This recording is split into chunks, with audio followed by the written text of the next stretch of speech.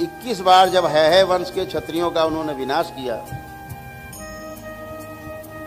जो सहस्त्रबाहु था उसका पूरा नष्ट किया उन्होंने, तो पश्चाताप करने के लिए बाद में तपस्या को चले गए। सारे अस्त्र शस्त्र दे करके बांट के अपने चले गए। जब लौट के आए कुछ वर्षों के उपरांत,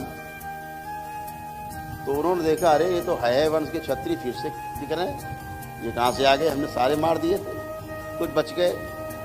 तो उन्होंने अपना परसा फिर उठाया और कहा फिर काटेंगे, छोड़ेंगे नहीं।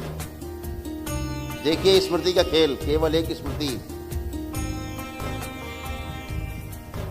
आज भगवान परशुराम जी के मंदिर नहीं जगह जगह,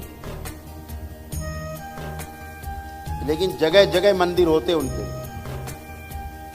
केवल एक स्मृति ने उन्हें खलनायक बना दिया,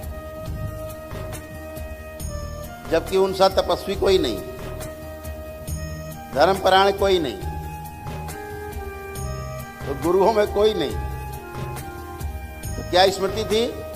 हनुमान जी ने उन्हें रोका कि अब आप निरपराध लोगों को नहीं मारेंगे, जितना हो गया बहुत है, अब आप 22वीं बार संहार नहीं करेंगे। तो उन्होंने कहा नहीं हम तो करेंगे, मारेंगे, मेरा संकल्प है, ये क्षत्रिय विहीन कर दूंगा मैं धरती को, यह है वंशी कोई नहीं बचेगा। तो हनुमान जी ने कहा फिर इसके लिए आपको मुझसे युद्ध करना होगा, मुझे पराजित करके ही आप इनका संहार कर पाएंगे। तो कथा ये है पुराणों में कि हनुमान जी का भगवान परशुराम जी के साथ लगातार 5 दिन तक युद्ध होता रहा। बीच बीच में हनुमान जी समझाते भी रहे कि छोड़ दीजिए, हट, नहीं मारेंगे। तो हनुमान जी ने कहा यार ऐसा कौन सा इनके अंदर क्या है ऐसी चीज जिसके कारण ये हत्या करने में तुले, इतने बड़े ऋषि मनीषी। तो हनुमान जी ने उनके अंदर जाके देखा कि एक स्मृति उनकी ऐसी है, जब इनके पिताजी की मृत्यु हुई थी तो ये रोए नहीं। परशुराम जी, भगवान परशुराम रोए नहीं, तो वो स्मृति बाहर नहीं निकली। आपने सुना होगा तमाम जगह कि कोई मरता है तो रोना चाहिए, रोना रुलाओ, ऐसा ना हो कोई ना रोए, नहीं तो फिर पागल हो जाएगा। सुना? वो स्मृति अंदर रह जाती, परमानेंट बनी रहती। तो रोए नहीं थे।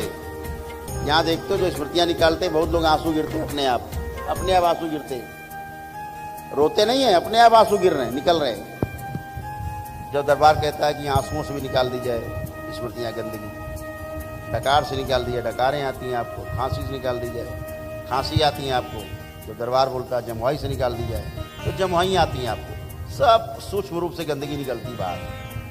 तो देखा कि ये रोए नहीं, और वो स्मृति आज भी इनके पिता की इनके अंदर जीवित है, जो इनको क्षत्रियों के संहार के लिए बाध्य करती है। हनुमान जी ने अंदर जाके उस स्मृति को नष्ट कर दिया। जैसे ही उस स्मृति को नष्ट किया, भगवान परशुराम जी ने अपना परसा रख दिया। और उन्हें क्यों रख दिया? आंसू बह निकले, स्मृति बह गई। उन्हें एहसास हुआ कि हम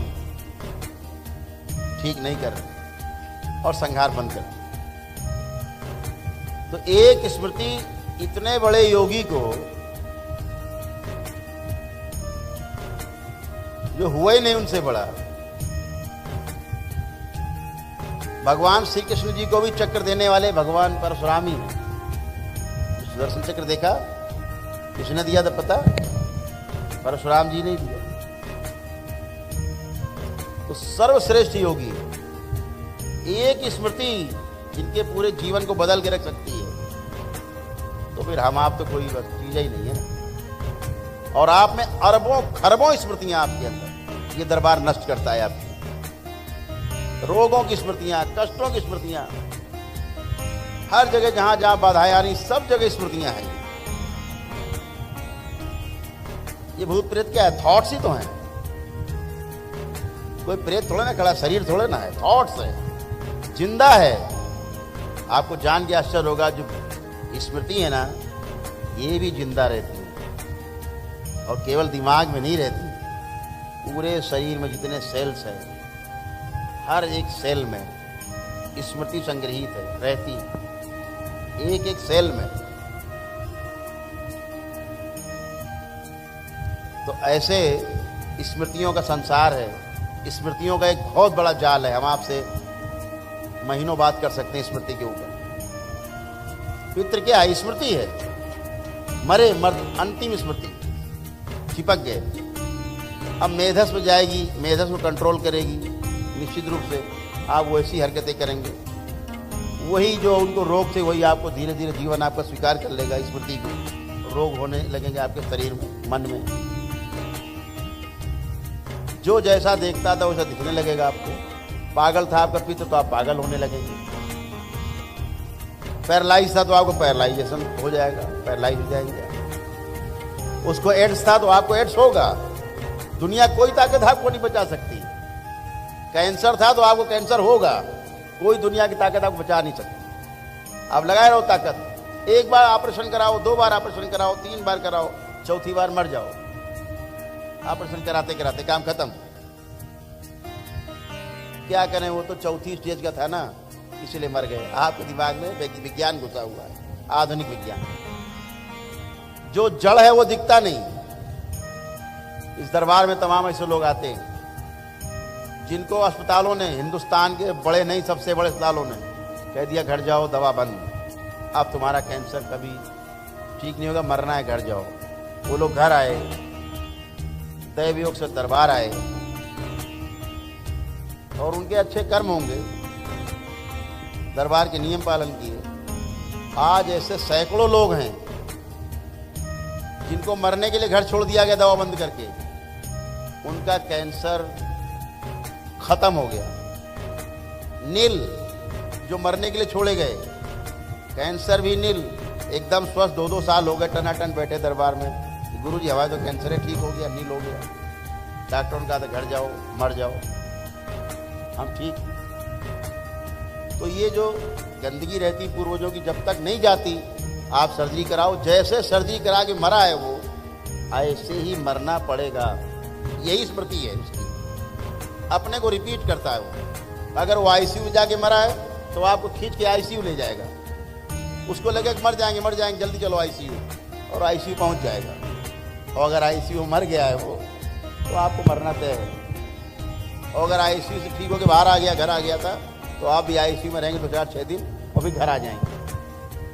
फिर कभी 2-4-6 महीना, साल 2 साल में फिर पता लगे आईसीयू भागो। वही पितृ, जब वो आगे आएगा तो वही नाटक होगा, बिल्कुल वैसे ही होगा। बचने को उपाय नहीं। तमाम रोग हम देखते हैं, कोई 90% आपके रोग ही नहीं है, पितरों के रोग। तो ये स्मृति एक विज्ञान, जो स्मृति विज्ञान है, बहुत गंभीर है, बहुत बड़ा है। इस पर भी पुस्तक लिख रहे हैं हम ताकि आधुनिक विज्ञान, आधुनिक जो जगत है, इसकी गंभीरता को भी समझे। स्मृति क्या है, मंत्र क्या है? स्मृति है। बार बार आप जाप करते हैं, क्या है वो? स्मृति है। एक गहरी स्मृति बन जाती है मंत्र, फिर वो स्मृति वैसे ही काम करने लगती है। जिस आपने प्रयोजन से मंत्र जाप किए हैं वो गहरी स्मृति बनती। सब स्मृति पैदा होने से लेकर के और मृत्यु होने तक, कपाल क्रिया होने तक, चिता में जितने भी संस्कार किए जाते हैं मनुष्य के, ये सिर्फ इसलिए होते हैं, आपको जान के आश्चर्य होगा, कि आपको पितरों की स्मृतियां परेशान ना करें, आपकी पिछले जन्मों की स्मृतियां ना आ जाएं, आपको तंग ना करें। इतने के लिए सारे संस्कार हैं ये, इसीलिए संस्कार बोले गए। मृत्यु हो गई, चिता पर भी जो हो रहा है ना, ये भी संस्कार ही बोला गया। संस्कार, संस्कार मतलब जीने में जो आ जाए, जो जीने में आ गया है, जीने का हिस्सा बन गया, अनुभव हो गया है, वो संस्कार है। ऐसे तमाम समस्याएं हैं जो आपको पीड़ित रखती हैं। तो ऐसे आप इन चीज़ों से मुक्त होते हो तो आपकी जिम्मेदारी बनती है कि यहाँ से जाने के बाद अच्छा अच्छा सोचना है, अच्छा देखना है, अच्छी बातें करनी है, पुरानी बातों को रिपीट नहीं करना।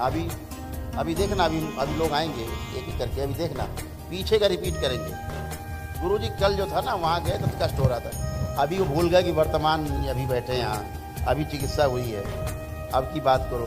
नहीं गुरुजी 1 महीने पहले वहाँ गए तो भूत देखा था हमने। वो यही भूत है, पीछे का बार बार सोचना यही भूत, और भविष्य की चिंता करना ये महाभूत है। वर्तमान भूले हुए, वर्तमान का सुख भूल गए, अभी आनंद में ये भूल गए। तो अब इसलिए बताना कि शायद गुरुजी ऐसा ना देख ना पाए हो, कुछ रह गया हो, इसलिए बताना है। मतलब दरबार नहीं देख पाया हो इसलिए इनको बताना है एक एक बात हमें, शायद न देखा हो, रह गया हो, हम बता दे तो सुन लें।